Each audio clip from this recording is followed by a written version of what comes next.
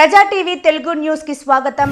దయచేసి పోలీసులు నాకు న్యాయం చేయట్లేదండి. ఓపెన్గా చెప్తున్నాను, మీరన్నా న్యాయం చేస్తారనే నేను మాట్లాడుతున్నాను. నేను ఒక ల్యాండ్లో ఒక లీజు తీసుకొని నేను కన్స్ట్రక్షన్ చేసుకున్నానండి. 2 కోట్ల రూపాయల ప్రాపర్టీ ఏది. నన్ను 18వ తారీఖు వచ్చేసి పోనీ అమ్మ 18వ తారీఖు వచ్చేసి నన్ను కౌన్సిల్ చేసేసి నా ప్రాపర్టీని సగం కౌన్సిల్ చేసి సగం ఎదురు సగం ఉందండి. పోలీసులకు వచ్చేసి ఇన్ఫార్మ్ చేశాను నేను. కనీసం అంటే ఆ రోజు నుంచి ఇది వస్తుంది. నేను దగ్గర అబద్ధంగా దగ్గర ప్రూఫ్ లేకుండా నేను మాట్లాడను. ప్రతి ఒక్క ప్రూఫ్ ఉండదండి నా దగ్గర. చూడండి, ఎత్తుపోతుండే వాళ్ళని చూపించాను, బాగుంది. ఎత్తుపోతుండే వాళ్ళని చూపించాను. నా ప్రాపర్టీ ఇచ్చిందండి సిఐ గారు వచ్చే వరకు. ఇప్పుడు చూడుకోండి ఏముండదు. ఏమన్నా మాట్లాడితే సివిల్ మ్యాటర్ అంటారు. సివిల్ మ్యాటర్లో వీళ్ళకి ఇన్వాల్వ్ లేనప్పుడు ఎట్లా వస్తారు నా దగ్గరికి? మీరు ఖాళీ చేయండి అని ఎట్లా చెప్తారు? కానీ సివిల్ మ్యాటర్ వదిలేయండి. ఆడదాన్ని కొట్టినారంటే ఎఫ్ఐఆర్ ఫైల్ చేయాల వద్దా, పట్టుకోవాలో వద్దా? నేనే 20 మందిని పట్టించానండి, వదిలేశారు. పవన్ కళ్యాణ్ గారు, జగన్ గారు అందరూ ప్రతి ఒక్కరు అడవి గురించి మాట్లాడతారు. ప్రతి ఒక్కరు మిమ్మల్ని కలిసాక అయ్యలేదండి. కానీ స్టేషన్లో వాళ్ళు పోలీసుల మీద కేరింగ్ తీసుకోండి. దయచేసి చూడండి, బట్టలు తిప్పి మరీ కొట్టారు. నాకు చాలా ఆ రోజు కడుపులో తన్నారు, గుండెల మీద తన్నారని ఎఫ్ఐఆర్ రాసినారు. ఆయన అంటారు బట్టలు చింపుకుంటేనే నాకు తెలియదండి. అట్లా మోసాలు బట్టలు చింపుకొని కంప్లైంట్ వెళ్ళాలి నాకు తెలియదండి. వాళ్ళు చెప్పిస్తే చేయాల్సి వస్తూ ఉంది. నాకు తెలియదండి. గుండెల మీద తన్నారు అనేసి హాస్పిటల్లో కొంచెం గట్టిగా తగిలితే ప్రాణం పోయేదండి. నా భర్త 2 కాళ్ళు బాగాలేవండి. నాకు ఆడపిల్లలు 2, ఒక కొడుకు. మేము ఎట్టి నా ప్రాపర్టీ రోడ్డుకి ఇస్తాను. 20 రోజుల నుంచి నేను ఏం పని చేసుకోకుండా కోర్టు చుట్టూ ఒక్క చోట నాకు న్యాయం జరగలేదండి. ఈ దయచేసి మీడియా ద్వారా మీరన్నా తెలపండి.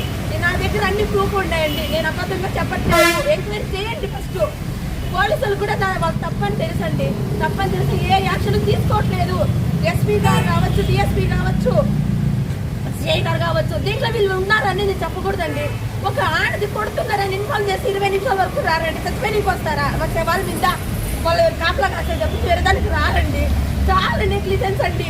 అసలు అంటే న్యాయం జరుగుతుండలేదు. దయచేసి కాపాడండి. నా ప్రాపర్టీని ఇంకా వెకేట్ చేయలేదండి. వెకేట్ చేస్తే నన్ను పొమ్మని దౌర్జన్యంగా మాట్లాడుతున్నారండి. నేను వెకేట్ చేసి ప్లేస్ నుంచి పోతే కదా వాళ్ళ ల్యాండ్లో పని చేసుకోవాలని నేను ఇంకా అక్కడే ఉన్నాను. వస్తువులు అక్కడే ఉన్నాయి. అన్నం పెట్టిన మక్కలు చూసిరండి, దోషం చేసి కోసేశారు. నన్ను విలువ తెలుసా కదా. నేను బ్యాంకుల్లో అంతా లోన్ పెట్టుకొని అప్పులు చేసుకుని నేను అంత ప్రాపర్టీ కట్టుకున్నాను. ఇప్పుడు ఎవరు కడతారు? నాకు ఎవరు? నాకు బాధ్యత. నాకు అంత కావాలండి. ఆడమనిషి ఒక సిపిఐ లీడర్లు అంటండి వాళ్ళు వచ్చేసి చేస్తున్నారండి. నేను ఒక ఆడమనిషి కష్టపడి బతుకుంటున్నా. వాళ్ళు 10 లక్షలకి 5 లక్షలకి ఆశపడి ఇట్లా ల్యాండ్ కచ్చారులండి తిరుపతిలో చాలా చేస్తున్నారండి. నన్ను అడిగారు 30 లక్షలు ఈ ల్యాండ్ రాసిస్తాం మీకు అని. నేను అట్లా దాన్ని కాను. నేను నాది ల్యాండ్ కాదు. ఎవరు 2 ఓనర్స్ అంటే నాకు తెలీదు. కోర్టులో ఎవరైతే లీగల్గా నాదని ల్యాండ్ తెస్తారో అప్పుడు దాకా నేను రిజెక్ట్ చేయనండి. వాళ్ళు నన్ను కూడా అడిగారు. నాతో 30 లక్షలు అవతల పార్టీతో తీసుకోవాలని ఏం గ్యారంటీ? ల్యాండ్ ఎవరితో నిజంగా తెలియదండి. నేను రాజేశ్వరరావు గారు అనేసి సరోజినీ దేవి గారిని తీసుకున్నాను. నేను 2018 నుంచి తీసుకున్నా. తర్వాత ఈ ఇష్యూలో నేను ఎంక్వైరీ చేసుకొని నాకు 2 వచ్చేసి బెదిరించినారండి. సిపిఐ వాళ్ళు వచ్చారు. తర్వాత ఎవరికి వచ్చి శేషగిరిరావు అని వచ్చారు. కానీ ఆయన అయితే వచ్చి శేషగిరి నన్ను ఇబ్బంది పెట్టలేదండి. అమ్మ కోర్టు ద్వారా పేపర్స్ తెస్తాము, అప్పుడు నువ్వు ఖాళీ చేయాలా, అంటే 8 ఏళ్ళు అయితే 8 ఏళ్ళు మాకు కట్టాలా, ఇది ల్యాండ్ మాది అని చెప్పారు. ఆయన వెళ్ళిపోయారండి. నన్ను ఏ దౌర్జన్యం చేయలేదు. ఆయన వచ్చి వెళ్ళిపోయారు. మళ్ళీ ఎవరు అదర్ పార్టీ వచ్చారండి. నేను వాళ్ళకు కూడా రెంట్ కట్టలేదండి. సిపిఐ వాళ్ళు వచ్చి అడిగారండి, వాళ్ళకి రెంట్ కట్టలేదు. ఓనర్స్ కూడా కట్టలేదండి. నేను 2 నెలలే కట్టలేదు. ఇప్పుడు ఎఫ్ఐఆర్ ఫైల్ వచ్చి కట్టలేదండి. అదే నేను చేసిన తప్పు. నేను ఎందుకంటే ఎవరు దాన్ని కట్టాలండి? 10 మంది వస్తాను. నేను ఉండాలి. 10 మందికి రెంట్ కట్టేకి అవుతుందా? ఎవరో కోర్టు ద్వారా నాది ల్యాండ్ అని పేపర్ తీసుకురామండి. వెంటనే రాజేశ్వరరావు సరోజినీ దేవి వాళ్ళు అంటున్నారండి. వాళ్ళు సర్వే నెంబర్ మట్టు భూములు అంటే అవన్నీ సర్వే నెంబర్ 15 ఫ్లాట్ నెంబర్ 3 అండి. వాళ్ళు కాదని తెలుసు. కానీ నాకు ఎవరితో నాకు అనవసరం అండి. నేను రెంటుకున్నాను. వాళ్ళు వచ్చేసి ఇదమ్మా మాది ల్యాండ్ అంటే కోర్టు ద్వారా వెంటనే 10,000 రూపాయలు అండి రెంటు.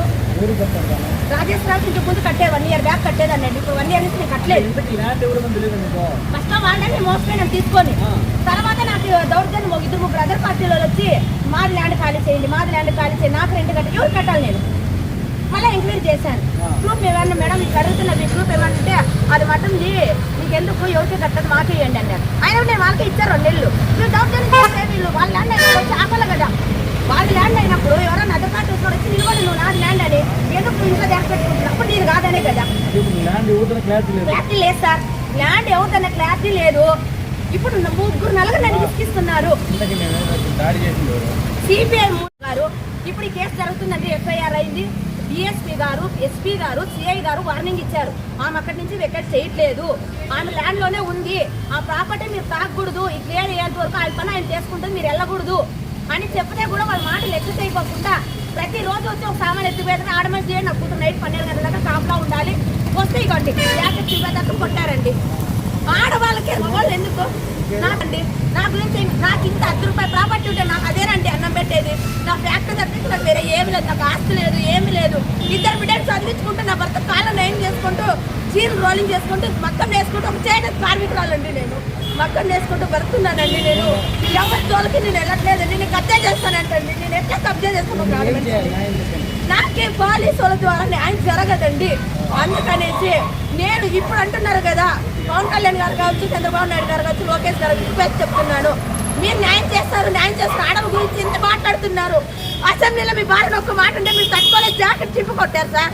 నేనేమో చెప్పగలను, మీకు ఉండాలనేసి మీకు ఏదైనా తెలుసు. మా యొక్క సాధారణ వస్తువులు మేము ఏం చేయాలో చెప్పండి.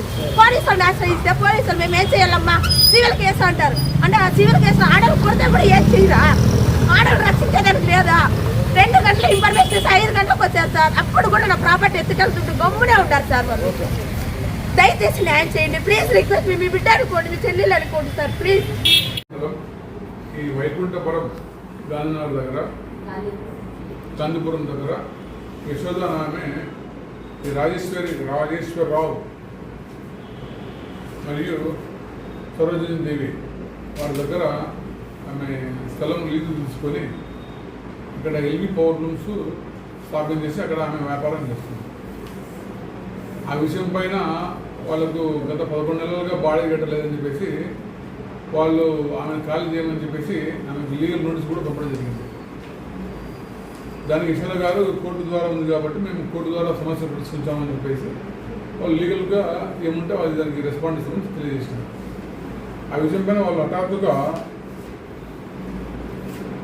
18/10/24 ఉదయము ఈ రాజేశ్వరరావు వాళ్ళ అనుచరులు, ఈ లీడర్లు పెంచలయ్య, మురళి, ఇంకా మరికొందరు వాళ్ళందరూ కలిసి ఆమెను నిర్బంధం చేసి పౌర్ణమి షాప్లో ఆమెను కొట్టి అక్కడ వాళ్ళు భయబాధలకు గురి చేసి ఆ ఎల్బీ పౌర్ణమి అంతా డ్యామేజ్ చేసేసి సుమారు 50 లక్షల రూపాయల విలువ గల వస్తువులు డ్యామేజ్ చేసి కొల్లగొట్టారు అని ఆమె మాకు ఫిర్యాదు ఇచ్చింది.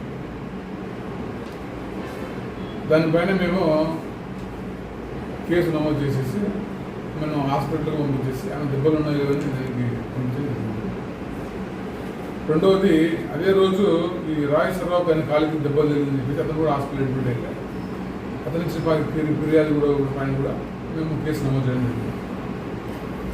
ఇది విషయము, ఇది పోలీసు కేసు ఇన్వెస్టిగేషన్ ఉండగానే ఆమె యొక్క వస్తువులు పలుమార్లు అట్లన్నింటినీ రిమూవ్ చేసుకుంటూ వెళ్తున్నారని చెప్పేసి ఆమె పలుమార్లు మాకు తెలియజేసింది. దీనిపైన మేము ఇక్కడికి వెళ్ళడం జరిగింది.